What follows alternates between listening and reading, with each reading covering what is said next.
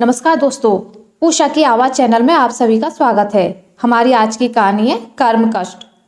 संजना का रो रो कर बुरा हाल हो गया था जब से उसे पता चला था कि उसकी मम्मी की तबीयत बहुत ज़्यादा खराब है और वह आईसीयू में भर्ती हैं।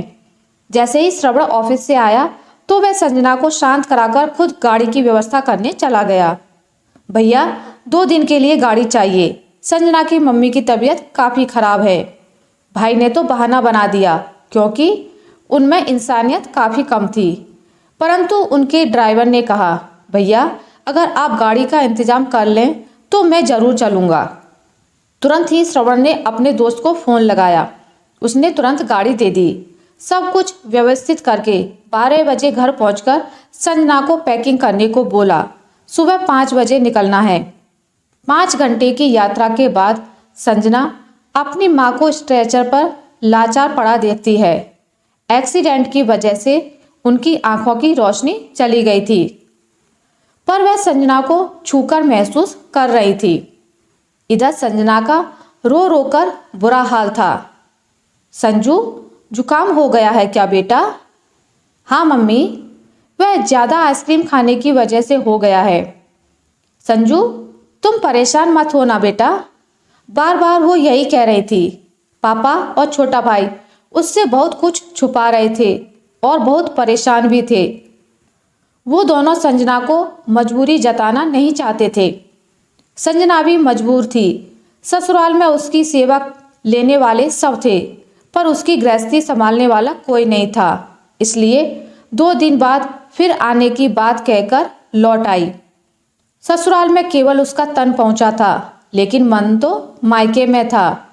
उसकी ऐसी हालत देखकर ससुर जी कहते हैं, इतना परेशान रहोगी तो बीमार हो जाओगी। किसी तरह वह अपने मन की बात कहती है कि वहाँ मेरी ज़रूरत है, तो ससुर जी कहते हैं, यह तो तुम्हें तब कहना चाहिए था जब वहाँ गई थी, अब तो। तब तक सासू माँ कहती हैं, ये सब तो कर्म कष्ट हैं, इन्हें तो भोगना ही पड़ेगा। संजना आज तक नहीं समझ पाई। मायके में कोई तकलीफ आए तो कर्म कष्ट होते हैं, वहीं ससुराल में कोई तकलीफ हो तो सारे कर्तव्य बहू के होते हैं। उसे अपनी इच्छा से सांस लेने का भी अधिकार क्यों नहीं है?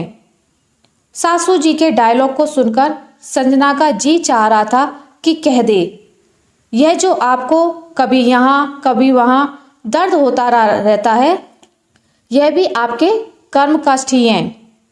पर अपने माता पिता के दिए संस्कारों के कारण संजना मौन रह जाती है। ना जाने कितने माँ बाप कर्म कष्ट भोगते थे और भोगते हैं, कितनी ही संजना चुप रह जाती थी, रहती हैं और रहेंगी। आशा करती हूँ आपको मेरी आज की कहानी अच्छी लगी होगी। अगर आपको मेरी ये कहानी अच्छी लगी है तो इसे लाइक करें, ज़्यादा से ज़्यादा शेयर करें, और अगर आप मेरे चैनल पर नए हैं तो इसे सब्सक्राइब करना ना भूलें।